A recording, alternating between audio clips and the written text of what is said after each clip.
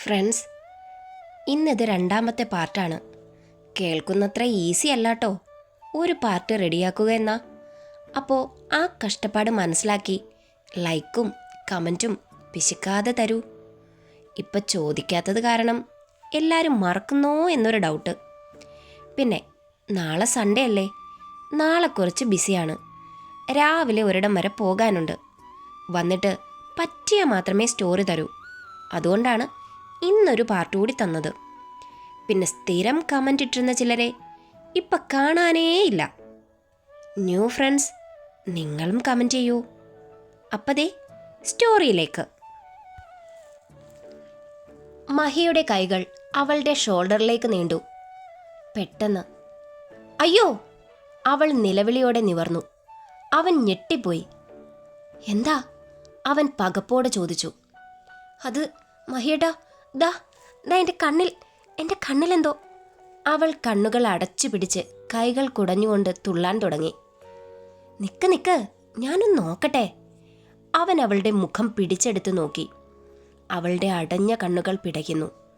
ചുവന്ന് തുടുത്ത ചുണ്ടുകൾ മെല്ലെ തുറക്കുകയും അടയുകയും എരിവ് വലിക്കുകയും ചെയ്യുന്നുണ്ട്. അല്പം വിടർന്ന ചുണ്ടിലൂടെ ചെറുതായി കാണുന്ന വെളുത്ത മുല്ലമുട്ട് പല്ലുകൾ. അവൻ്റെ കൈകൾ വിറച്ചു തുടങ്ങി. അവൻ്റെ ചെന്നിയിൽ വിയർപ്പ് പൊടിഞ്ഞു. അവൻ കണ്ണിലേക്ക് ശ്രദ്ധ തിരിച്ചു. വലത് കണ്ണ് നിറഞ്ഞൊഴുകുന്നുണ്ട്. പീലികൾ തിങ്ങി നിറഞ്ഞ കണ്ണുകൾ. അവൻ വിരൽ കൊണ്ട് കണ്ണ് മെല്ലെ വിടർത്തി. അപ്പോഴും അവൻ്റെ കണ്ണുകൾ അവളുടെ മുഖത്തൂടെ പാഞ്ഞു നടക്കുന്നുണ്ട്. മഹിയേട്ടാ, എനിക്ക് നീറുന്നുണ്ട്. അവൾ അത് പറയുമ്പോൾ അവൻ്റെ മുഖത്തേക്ക് അവളുടെ ശ്വാസം തട്ടി. അല്പം മുൻപ് കണ്ട വെളുത്ത ഭാഗം മനസ്സിലേക്ക് ഓടിയെത്തി. അവൻ കണ്ണുകൾ വിടർത്തി ചുണ്ടടുപ്പിച്ചു. അവൻ്റെ മൂക്ക് അവളുടെ മൂക്കിൽ തട്ടി. അവൻ്റെ ചെന്നിയിലെ പൊടിഞ്ഞ വിയർപ്പ് കണം താഴെ കുരുണ്ടിറങ്ങി. അവൻ ശ്വാസം അകത്തേക്ക് വലിച്ചു പിടിച്ചു. പതിയെ എന്നാൽ ശക്തിയോടെ അവളുടെ വിടർത്തിയ കണ്ണിലേക്കൂതി. അവൻ്റെ ആ ശ്വാസം അതവളിൽ ഒരു ചലനമുണ്ടാക്കി. അവൻ കണ്ണുകൾ നോക്കി. പോയോടോ? ഇല്ല. അവൻ വീണ്ടും അതേപോലെ കണ്ണിലേക്കൂതി. അപ്പോഴും അവളുടെ മൂക്കിൽ അവൻ്റെ മൂക്ക് സ്പർശിച്ചു. അറിയാതെ അവളുടെ കൈ ഉയർന്ന് അവൻ്റെ ഷോൾഡറിൽ പിടിമുറുക്കി. അവൻ്റെ ഉള്ളൊന്ന് കിടുങ്ങി. മൂക്കിലേക്ക് തുളച്ചു കയറുന്ന അവളിലെ ഗന്ധം. അവിടേക്ക് വന്ന ദേവും ദത്തും അവർ ഫ്രഞ്ച് അടിക്കുകയാണെന്ന് കണ്ട് പരസ്പരം നോക്കി. ഡാ, നമ്മുടെ ബ്രോ ആള് കൊള്ളാലോ. ലച്ചു നമ്മുടെ ഒപ്പം ഇല്ലാത്തത് നന്നായി. ഇല്ലേ അവളെ ഇവിടുന്ന് താഴേക്ക് തള്ളിവിട്ടേനെ. എന്നാലും എനിക്കിത് കണ്ടിട്ട് സഹിക്കുന്നില്ലടാ. അപ്പച്ചിയും അച്ഛനും പറയുന്നത് പോലെ ഇവൾ നാടകക്കാരിയോ ദരിദ്രവാസിയോ ഒന്നുമല്ല. നമ്മുടെ ബ്രോ കെട്ടിക്കൊണ്ട് വന്നത് തന്നെയാ. ഓ പിന്നെ, കെട്ടിയവളെ മാത്രമേ ഫ്രഞ്ച് അടിക്കാവൂന്ന് എവിടെയാ നിയമം? ദത്ത് പുച്ഛത്തോടെ ദേവിനെ നോക്കി. ആ, അതും ശരിയാ. എടാ, ഇവൾ അവൻ്റെ വൈഫാണോ സെറ്റപ്പാണോ എന്നൊക്കെ നിമിഷ നേരം കൊണ്ട് ഞാൻ തെളിയിച്ചു തരാം. എങ്ങനെ? അതൊക്കെയുണ്ട്, നീ നോക്കിക്കോ. പോയോടോ? ആ. അവൾ കണ്ണ് ചിമ്മി ചിമ്മി തുറന്നു പിടിച്ചു. അവളുടെ കണ്ണിൽ നേരിയ ചുവപ്പ് പടർന്നു. മഹി പോക്കറ്റിൽ നിന്നും കർച്ചീഫ് എടുത്തു. അവളുടെ മുഖം മെല്ലെ തുടച്ചു കൊടുത്തു. ഒരു മിനിറ്റ് നിൽക്ക്. അവൻ വെള്ളം എടുത്ത് വരാമെന്നോർത്ത് തിരിഞ്ഞപ്പോൾ തങ്ങളെ നോക്കി നിൽക്കുന്ന ദത്തിനെയും ദേവിനെയും കണ്ടതും അവൻ്റെ കണ്ണുകൾ ചുരുങ്ങി. ഇവരെന്താ ഇവിടെ? അവൻ നിൽക്കുന്നത് കണ്ടപ്പോൾ ചന്തു അവനെ നോക്കി. മുന്നിൽ ആരോ ഉണ്ടെന്ന് മനസ്സിലായി. പക്ഷെ അവൻ്റെ മറവിൽ അതാരാണെന്ന് കാണാൻ കഴിഞ്ഞില്ല. അവൾ കുറച്ച് സൈഡിലേക്ക് നീങ്ങി. അവളെ കണ്ടതും ദത്തിൻ്റെ കണ്ണുകൾ തിളങ്ങി. ദേവിൻ്റെ വായ ഒരൽപ്പം തുറന്നുപോയി. ബ്ലാക്ക് ആൻഡ് ഗോൾഡ് കോമ്പിനേഷൻ സാരിയിൽ അവൾ അതീവ സുന്ദരിയായിരുന്നു. ആ നിറത്തിൽ അവളുടെ സൗന്ദര്യം കത്തി ജ്വലിച്ചു നിന്നു. ദത്തിൻ്റെ കണ്ണുകൾ അവളുടെ അംഗവടിവുകൾ അളന്നു. അവളിൽ ഒഴുകി നടന്നു. അത് കണ്ടതും മഹിയുടെ ശരീരം തിളച്ചു. അവൻ കൈമുഷ്ടി ചുരുട്ടി അവൻ മുന്നോട്ട് നടന്നു. അവർ ആരാണെന്നറിയാതെ അവൾ അവൻ്റെ പിന്നാലെ നടന്നു. നിങ്ങളെന്താ ഇവിടെ? മുഴക്കത്തോടെ മഹി മുരണ്ടു. അതെന്തു ചോദ്യമാ ബ്രോ? ഞങ്ങളിവിടല്ലാതെ വേറെ എവിടെ പോകാൻ? നിന്റെ മാരേജ് കഴിഞ്ഞു എന്നറിഞ്ഞപ്പോ ഒന്ന് വന്ന് കണ്ടില്ലേ? അതെങ്ങനെ ശരിയാകും? ദത്ത് താടി ഒഴിഞ്ഞ് ബ്രോയുടെ പെണ്ണിനെ ഒന്ന് കാണാൻ ഓടി വന്നതാ. വന്നപ്പോ കണ്ടതോ അടാറ് ഫ്രഞ്ചും. ചന്തുവിൻ്റെ കണ്ണുകളിൽ ഞെട്ടൽ. അയ്യോ ദേവ്, നോക്കടാ, ഇതൊരു പൂച്ചക്കുട്ടിയാണല്ലോ. ലച്ചു പറയുന്നത് കേട്ടപ്പോൾ ഞാൻ കരുതി ബ്രോ കെട്ടിക്കൊണ്ടു വന്നേക്കുന്നത് അധോലോക നായികയെങ്ങാണ്ടാണെന്ന്. അവൻ അവളെ പുച്ഛത്തോടെ നോക്കി ചിരിച്ചു. മഹിയുടെ കണ്ണുകളിൽ കോപം നിറഞ്ഞു. ബ്രോ, എന്തായാലും സെലക്ഷൻ സൂപ്പർ. അവൻ മഹിയെ കെട്ടിപ്പിടിച്ചു. എവിടുന്നൊപ്പിച്ചളിയാ? അട്ടിപ്പൊളി. എനിക്ക് നേരം കളയാൻ ഇത് തന്നെ ധാരാളം. നമ്മൾ തമ്മിൽ പഴയൊരു കണക്ക് ബാക്കിയുണ്ട്. ഓർമ്മയുണ്ടോ നിനക്ക്? എൻ്റെ പെറ്റമ്മയുടെ മുന്നിൽ വച്ച് നീയും നിന്റെ തന്തയും എനിക്ക് ചാർത്തി തന്നൊരു പേരുണ്ട്. അവൻ പല്ലുകൾ കടിച്ചു പിടിച്ചു. സൗന്ദര്യമുള്ളൊരു പെണ്ണിനെ കണ്ട നോക്കാത്തവനാണല്ലടാ. ഇന്നും എൻ്റെ സ്വഭാവത്തിൽ മാറ്റം വന്നിട്ടില്ലെന്ന് മാത്രമല്ല, അത് കൂടിയിട്ടുണ്ട് താനും. ഇപ്പോൾ എൻ്റെ വരവ് നിന്നെ വെല്ലുവിളിക്കാൻ തന്നെയാണ്. ഒന്നുകിൽ നീ, അല്ലെങ്കിൽ ഞാൻ. നമ്മളിൽ ഒരാളെ ഇവിടെ ഇനി ഉണ്ടാവുകയുള്ളൂ. അവൻ പിന്നിൽ നിൽക്കുന്ന ചന്തുവിനെ നോക്കി. നിന്റെ മുന്നിൽ വച്ച് നിന്റെ പെണ്ണിനെ ഞാൻ. മഹിയുടെ രക്തം തിളച്ചു മറിഞ്ഞു. ബാക്കി പറയാൻ അവനെ അനുവദിക്കാതെ അവൻ്റെ മുടിയിൽ വിരൽ കൊരുത്തു. തല പിന്നിലേക്ക് വലിച്ചു പിടിച്ചു മഹി. വേദനയിൽ അവൻ്റെ മുഖം ചുളുങ്ങി. അവൻ മഹിയെ നോക്കി പല്ലുകൾ കടിച്ചു പിടിച്ചു ചിരിച്ചു. നിന്റെ ഈ പിഴച്ച നാവുകൊണ്ട് എൻ്റെ പെണ്ണിൻ്റെ പേര് പറയുകയോ നിന്റെ നിഴൽ പോലും അവളിൽ പതിയുകയോ ചെയ്താ? അവൻ്റെ കണ്ണിലേക്ക് നോക്കി താക്കീതോടെ അവൻ പറഞ്ഞു. മഹിയുടെ മുഖം ദേഷ്യത്തിൽ വിറയ്ക്കുന്നത് കണ്ട ദത്ത് ക്രൂരമായി ഒന്ന് ചിരിച്ചു. ചെയ്താ?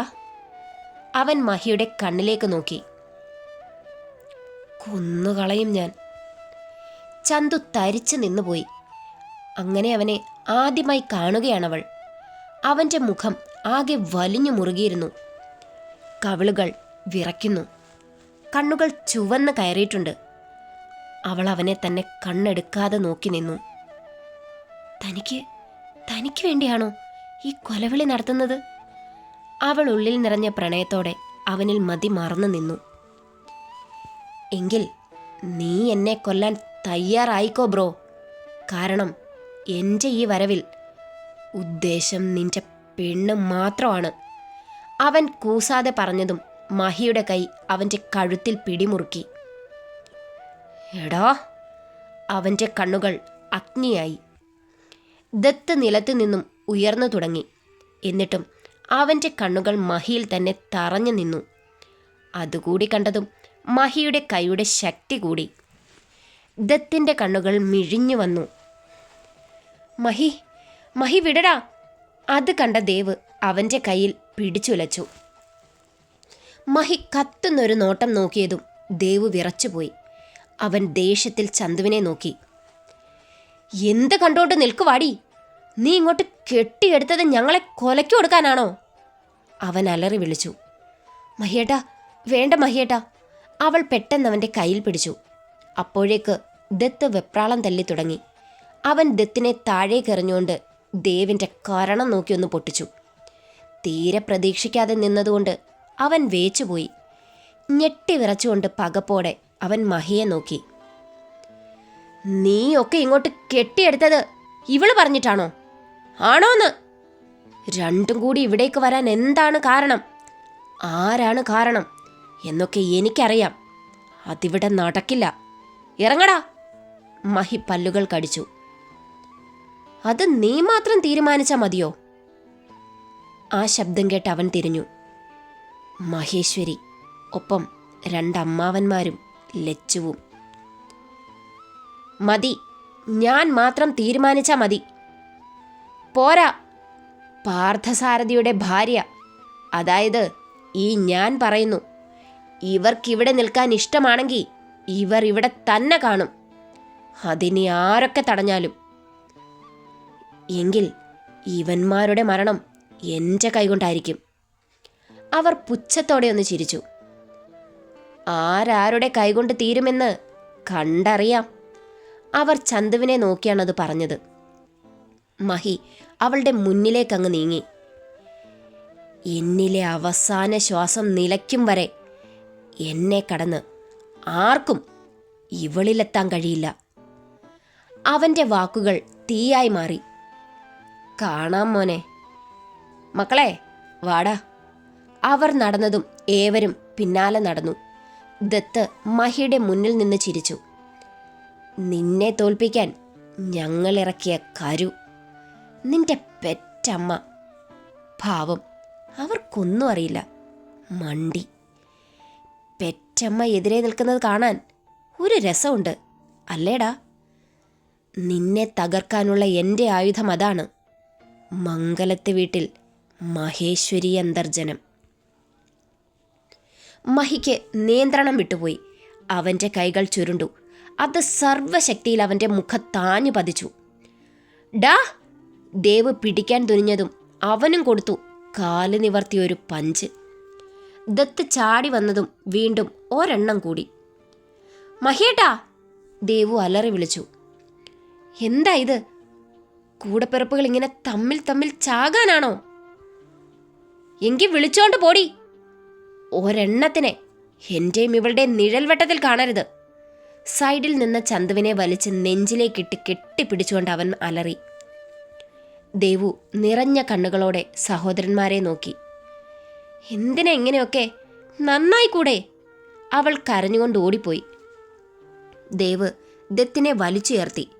അവർ തോളിൽ കൈയിട്ട് മഹിയുടെ നേരെ നിന്നു. ബ്രോ, ഇതുകൊണ്ടൊന്നും ഇത് അവസാനിക്കില്ല. കളി തുടങ്ങിയിട്ടേ ഉള്ളൂ പറഞ്ഞുകൊണ്ട് ദത്ത് അവനെ നോക്കി ഒരു കണ്ണടച്ചു കാട്ടി. വാടാ. ദേവ് അവനെ വലിച്ചു നടന്നു. മഹിയേട്ടാ! നെഞ്ചിൽ പതുങ്ങിയുള്ളൊരു ശബ്ദം. ഒരു നിമിഷം അവൻ അവളെ രണ്ട് കൈകൊണ്ടും ഇറുക കെട്ടിപ്പിടിച്ചു. അവളുടെ തോളിലേക്ക് കൊച്ചു കുഞ്ഞിനെ പോലെ അവൻ ചാഞ്ഞു. അവൾ ഞെട്ടിപ്പോയി.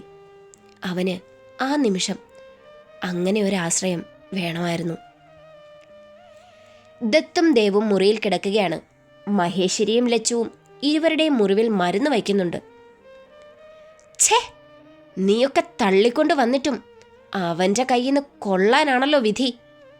ആണുങ്ങളാണെന്ന് പറഞ്ഞ് മീശയും വെച്ചോണ്ട് നടക്കുന്നു.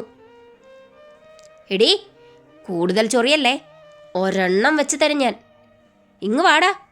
ഇടികൊണ്ട് ഇഞ്ചപ്പരുവാണെന്ന് ഞാൻ നോക്കില്ല, മൂക്കിടിച്ച് പരത്തും ഞാൻ. അവൾ വിറച്ചു. ലച്ചോ, അപ്പച്ചി അങ്ങോട്ട് നീ പുറത്തു പോ. ദത്തലറി. ഡാ, ഞാൻ പോകാനാ പറഞ്ഞത്. അതോടെ അവൾ അവരുമായി പുറത്തേക്കിറങ്ങി. ഡാ, ഇതിനവന് തിരിച്ചടി കൊടുക്കണം. കൊടുത്തേ പറ്റൂ. വേണം ഡാ. പണ്ട് മുതൽ അവനിങ്ങനെയാ. നമ്മളെ വെറും പുഴുക്കളായാണ് അവൻ കാണുന്നത്. അത് മാറണം. അവൻ നമ്മളെ പേടിക്കണം. അതിനൊരേ ഒരു വഴി, അവൻ്റെ പ്രാണൻ. ദത്ത് ചിരിച്ചു ക്രൂരമായി. ദേവ്, അതുപോലെ മഹേശ്വരി, അവരിനി വേണ്ട.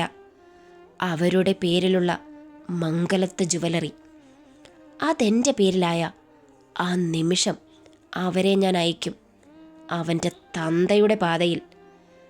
തന്തയെ അയച്ചതുപോലെ തന്നെ. ദേവിൻ്റെ ചുണ്ടിൽ ഒരു പുച്ഛച്ചിരി വിരിഞ്ഞു. മഹിയേട്ടാ! തൻ്റെ തോള് നനയുന്നത് പോലെ തോന്നിയതും അവൾ അമ്പരപ്പോടെ വിളിച്ചു. അവൻ പെട്ടെന്ന് നിവർന്നു. അവളെ നോക്കാതെ അവൻ പുറത്തേക്ക് പാഞ്ഞു.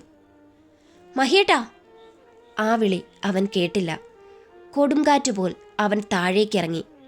അവൾ ബാൽക്കണിയിൽ നിന്നും എത്തി നോക്കി. തൻ്റെ കാറെടുത്ത് പായുന്ന മഹി. എന്തൊക്കെയോ ഉണ്ട് ആ പാവത്തിൻ്റെ മനസ്സിൽ. അറിയണം, എല്ലാം അറിഞ്ഞേ പറ്റൂ. അതെങ്ങനെ കണ്ടെത്തും?